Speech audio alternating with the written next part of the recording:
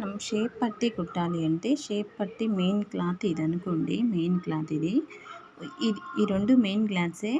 అయితే ఫస్ట్ ఇది సింగిల్ అనమాట. ఈ సింగిల్ మెయిన్ క్లాత్‌ని మనము స్టిఫ్‌గా ఉండటం కోసం వేరే దాని మీద స్టిచ్ చేయాలి అంటే దీన్ని రాంగ్ సైడ్‌కి తిప్పుకోవాలి. రాంగ్ సైడ్‌కి తిప్పుకొని వేరే వేస్ట్ క్లాత్ ఒకటి తీసుకోవాలి.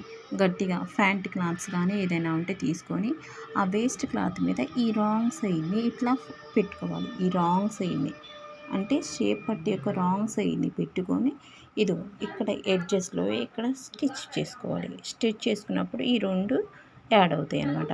అప్పుడు ఈ మెయిన్ పాయింట్ ఉంది కదా! ఈ మెయిన్ పాయింట్‌ని ఇట్లా తిప్పుకొని ఇంకా ఇట్లా పట్టుకొని తర్వాత మనము ఇంకా ఏం చేయాలి, ఇటు 3 సైడ్స్ స్టిచ్ చేసుకోవాలన్నమాట. అప్పుడు స్టేబుల్ తయారవుతుంది.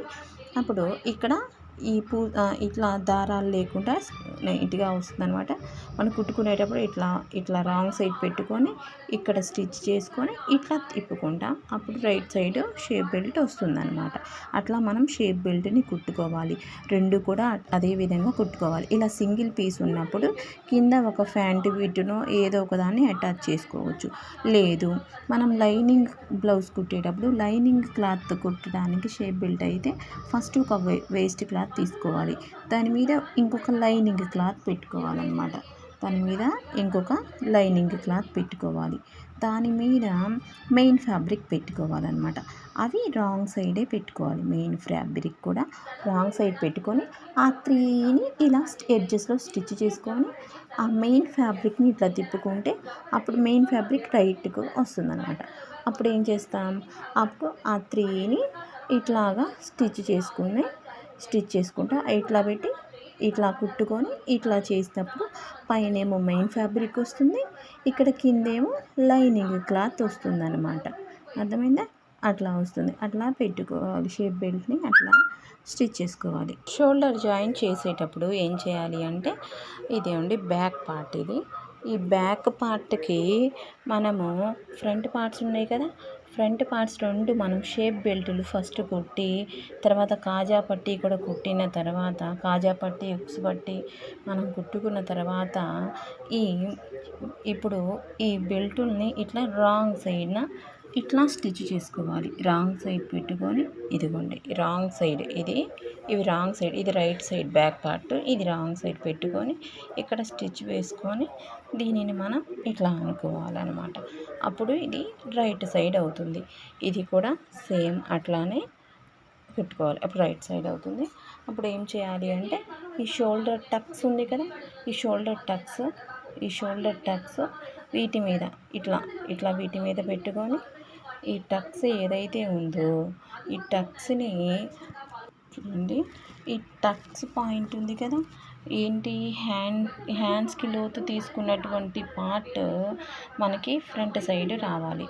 ఇది లోతు తీసుకున్నాను కదా, లోతు తీసుకున్నటువంటి పాయింట్ మాకు ఫ్రంట్ సైడ్ రావాలి. మళ్ళీ ఈ టక్స్ని కరెక్ట్గా ఈ షోల్డర్కి మధ్యలో పెట్టుకొని ఇక్కడ కొంచెం స్టిచ్ చేసుకొని దానిని ఇట్లాగా ఇటు సైడ్కి మొత్తం స్టిచ్ చేసుకోవాలి. తర్వాత ఈ క్లాత్ ఇట్లా తిప్పుకొని ఈ పాయింట్ని కూడా ఇట్లా స్టిచ్ చేసుకోవాలి. అలాగా విధంగా ఈ మెయిన్ టక్స్ పెట్టుకొని అయితే ఇది రాంగ్ సైడే ఉంటుందన్నమాట. రాంగ్ సైడ్ పెట్టి తిప్పుకొని ఇట్లా వస్తుంది. ఇట్లా తిప్పుకుంటే అప్పుడు హ్యాండ్ రైట్ సైడ్ వస్తుందన్నమాట. అలాగా 2 హ్యాండ్స్ మనం కుట్టుకోవాలి. 2 హ్యాండ్స్ కుట్టుకున్నాక బ్యాక్ సైడ్కి తిప్పుకొని బ్యాక్ సైడ్ వైపు మొత్తం పూర్తిగా ఎడ్జెస్ మొత్తం హ్యాండ్ ఎడ్జెస్ బాడీ యొక్క సైడ్ ఎడ్జెస్ కలుపుకోవాలి. ఎక్కడి వరకు బ్యాక్ పార్ట్ ఉంది కదా, బ్యాక్ పార్ట్ వెనక్కి మడవటానికి మనం ఒక టక్స్ పెట్టుకున్నాం కదా, అక్కడి వరకు పెట్టుకోవాలి. ఆ బ్యాక్ పార్ట్ మడవటానికి పెట్టినటువంటి టక్స్ దగ్గర బ్యాక్ పార్ట్ని మనం మడిచేయాలి. ఒకవేళ మనకి ఫ్రంట్ పార్ట్ ఎక్కువ వచ్చింది అనుకుంటే మనము 4th టక్స్ పెట్టుకోవచ్చు. ఆ 4th టక్స్ ఎట్లా, ఆ ఉక్సుల పాయింట్లో టక్స్ ఉంది కదా, ఉక్సుల పాయింట్లో ఈ టక్స్ ఉంది కదా, ఈ చూడండి ఈ పాయింట్లో టక్స్ ఉంది కదా, ఇక్కడ మనం ఇట్లా ఫోల్డ్ చేసి పట్టుకుంటే ఇక్కడికి ఒక పాయింట్ వస్తుందన్నమాట. ఇదిగోండి ఇక్కడ ఇలా 4th టక్స్ పెట్టుకోవాల్సి వస్తుంది. ఇన్ కేస్ ఒకవేళ ఫ్రంట్ పార్ట్ కనుక వస్తే. అయితే ఉక్సులు కుట్టేటప్పుడు కూడా ఫస్ట్ కాజాలు కుట్టుకోవాలి మనం. ఫస్ట్ కాజా ఒకటి, తర్వాత లాస్ట్ కాజా ఒకటి, వాటి మిడిల్లో మూడో కాజా, ఆ 1, 3కి మధ్యలో రెండో కాజా, ఆ 3కి 5 దాని మధ్యలో 4 కాజా. ముందు కాజాలు పెట్టుకున్నాక కాజాల పట్టీకి స్ట్రైట్గా ఉక్సులు పట్టీని కూడా ఫస్ట్ ఉక్సు, తర్వాత లాస్ట్ ఉక్సు, తర్వాత మిడిలు, తర్వాత ఫస్ట్ 3కి మధ్యలో 2, 3కి 5కి మధ్యలో 4 అట్లా కుట్టుకోవాలి. మెడ పీసులను కూడా కుట్టేటప్పుడు మెడ పీసు ఉక్సు పట్టీ దగ్గర నుంచి కుట్టేటప్పుడు కొంచెం క్లాత్ ఫస్ట్ కొంచెం ఇట్లా మడవాలన్నమాట. ఉక్సు పట్టీ ఉంది, ఇప్పుడు ఇది మెడ పీస్ అనుకోండి, ఇక్కడ మనం మెడ పీస్ కుట్టాలి అనుకున్నప్పుడు ఇక్కడ మెడ పీస్ కుట్టాలి. మెడ పీస్ కానివ్వండి లేదా ఉక్సు పట్టీ కానీ కుట్టాలి, ఉక్సు పట్టీ కానీ మెడ పీస్ కానీ కుట్టాలి అనుకున్నప్పుడు ఫస్ట్ ఇదిగోండి, ఇది కనుక ఒక స్ట్రిప్ అనుకుంటే ఇట్లా పెట్టుకొని వాటి మీద పెట్టుకొని ఎడ్జ్ని ఇక్కడ స్టిచ్ చేసుకోవాలి. స్టిచ్ చేసుకొని ఇట్లా తిప్పుకొని లోపలికి ఫోల్డ్ చేసుకోవాలి. ఇప్పుడు ఇదిగోండి ఇట్లా ఫోల్డ్ చేసుకోవాలి. కొంచెం కాజా పట్టీ మీద కానీ ఉక్సు పట్టీ చూడండి, కాజా పట్టీ కానీ ఉక్సు పట్టీ కానీ కుట్టేటప్పుడు ఫినిషింగ్ నీట్గా రావడం కోసం ఇట్లాగా ఇదిగోండి ఇట్లా కొంచెం పెట్టుకొని దీని మీద కుట్టుకొని లోపలికి ఫోల్డ్ చేసుకోవాలి. మెడ పీస్ వేసేటప్పుడు కూడా ఇట్లా మెడ పీసు ఇది ఒక స్ట్రిప్ 1 ఇంచ్ ఉండేలాగా ఒక స్ట్రిప్ కట్ చేసుకొని ఈ ఎడ్జెస్లో పెట్టుకొని కుట్టుకోవాలి.